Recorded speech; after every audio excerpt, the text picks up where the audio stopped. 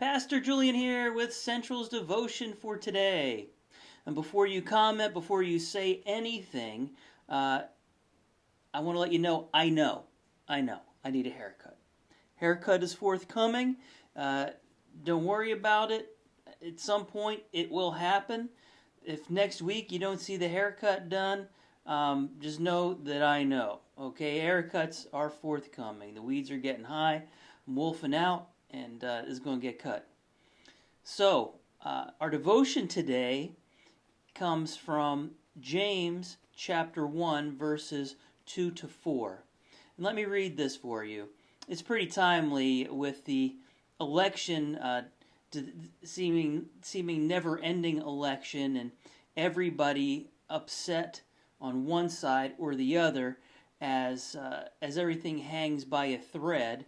And it looks like it might go one way, but then they're talking about voter fraud and potentially, and so there's all kinds of issues happening, and folks are agitated, they're upset. This is somewhat timely for that, so follow along. Count it all joy, my brothers, when you meet trials of various kinds. For you know that the testing of your faith produces steadfastness. And let steadfastness have its full effect, that you may be perfect and complete, lacking in nothing. Let's think about this. This is, count it all joy, my brothers, when you meet trials of various kinds. It seems like 2020, we've just one trial after another and after another on a national and even global level. And then there's all of these awful trials that each of us have gone through throughout this year that just seem out of the ordinary from what we have gone through in life. So these trials that we go through, count it all joy. That would be great just to say, well, all right, cancer diagnosis, let's just be joyful. I just got into a car accident, let's just be joyful. Lost my job, let's be joyful. This is great. I feel joy. This isn't necessarily the feeling of joy.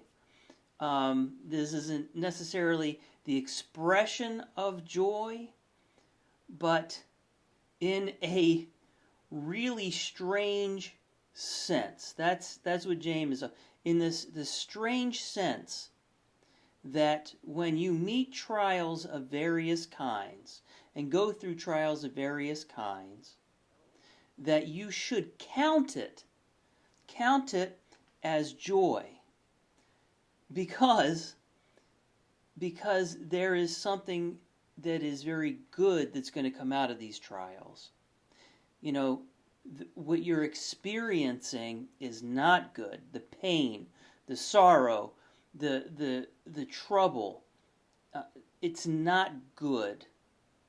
However, these trials that you go through test your faith. And because these trials test your faith, it produces steadfastness in you. It produces steadfastness in not just random steadfastness, but steadfastness in your faith in God. In your faith in God. Steadfastness in your faith in God is critical. It means that your faith in God is strong, okay? That it's not fleeting, that it's not just going to go away if life does not go how you want it. Because the fact of the matter is, we live in a fallen world, and we're going to be hurting from time to time. Really hurting. Right now, a lot of people are hurting. A lot of people are angry. A lot of people are being mean to each other. Invalidation of one another is just that's everywhere right now.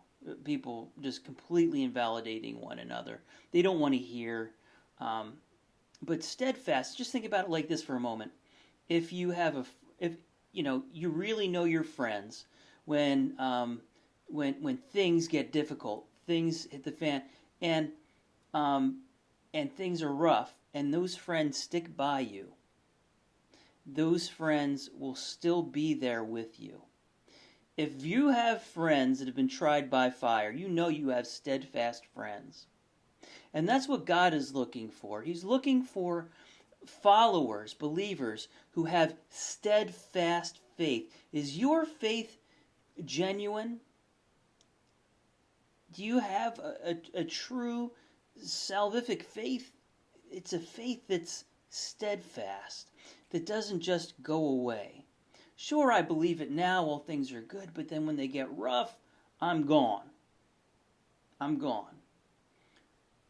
So this is why you want to you want to count it as joy.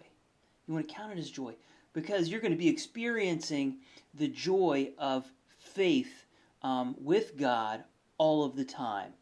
When you have this tried by fire faith that is steadfast and unshakable. As James says, that you may be perfect and complete, lacking in nothing. God bless you. Have a great day.